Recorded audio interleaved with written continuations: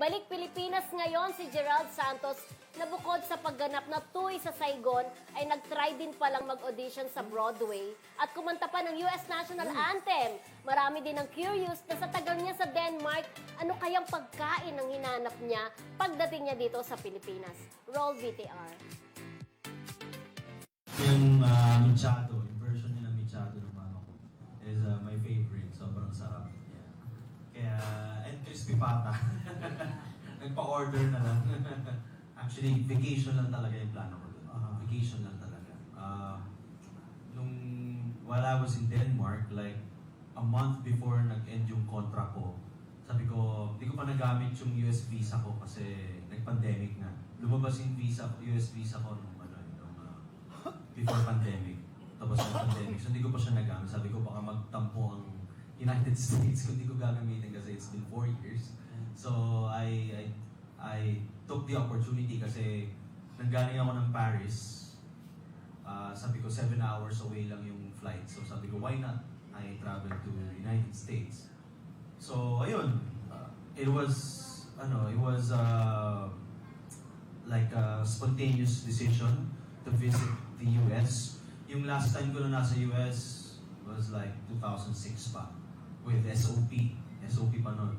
So, sabi ko, perfect ito. And gusto ko kasing manood din ng Broadway musicals because I'm a big fan of Josh Groban and he's playing Sweeney Todd in Broadway. So sabi ko, isa sa mga main reasons why I wanted to go to New York.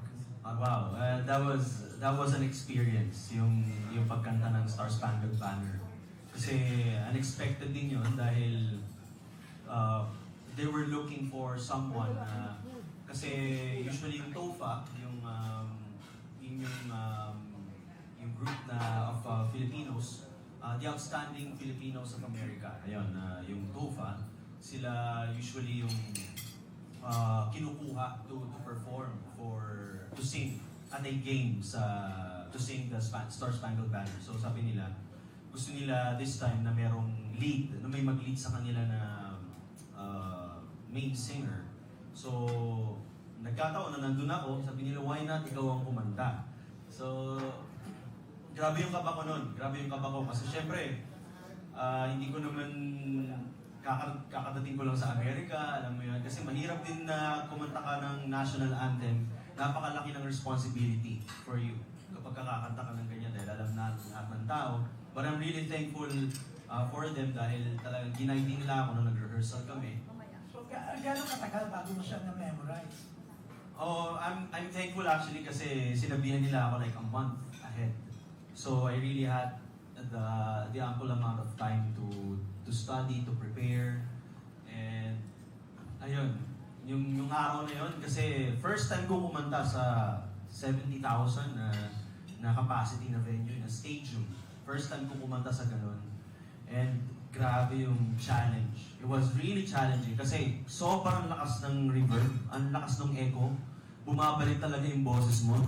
So, I underestimated yung thought na yun. So, sana nag-bring ako ng earplugs para narinig yung sarili ko.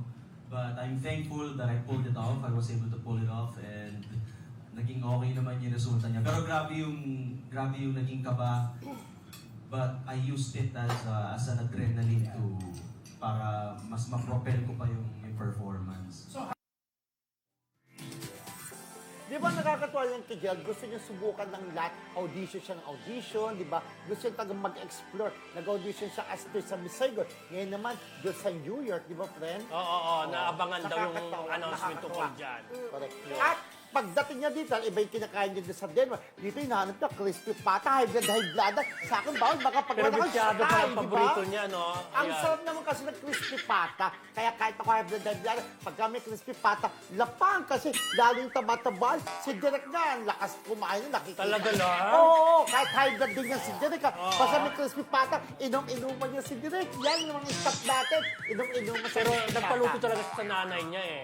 Pati mga Masarap bulalo, pagluto. mga gano'n, masyado paborito niya. Ayan. Ang bulalo, Siyempre sipsipan, sa di ba? Denmark, walang ano. Walang ganon. Ano ba yung sipsipan? Hindi yung ano, Bulalo. yung bulalo. Ba't parang pag sa'yo galing kasi? Hindi, kasi May iba na ang sa sarap isip doon, tapos mo. ginaganon pa, di ba? Ginaganon pa yung loob noon, bulalo, friend. O, di ba meron ginaganon, tinatagal, kakain yung loob, ganon. Ang bulalong masarap doon sa Batangas, kung naalala mo. Correct. Si Kuya Joma. Ayan, si Gerald, syempre doon sa May series of Denmark, concert wala. ata siya. Yes. Oo, sa Kuya Ereso, Roldan. nagsimula sa Nabotas nung August 5. Okay. At tuloy-tuloy na yan. Parang, kasama si ano dyan, ha? Joaquin Domagoso, Oo. si...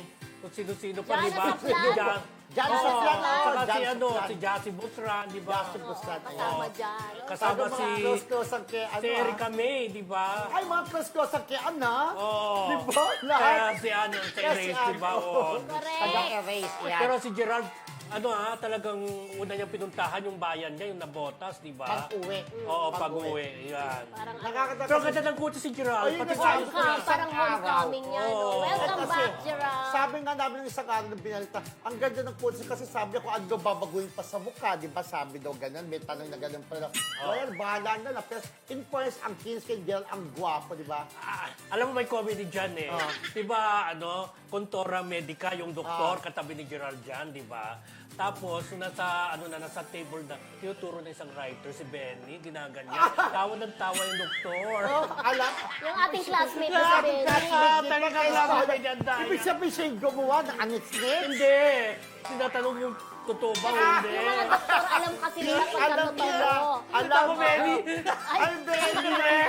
Sana na si Benny nahalata ni Doc na ay ano. Ewan ko ba sa tumawa lang. Ayan. Alam kasi ng mga doktor Ay, yan. thank you, Basil.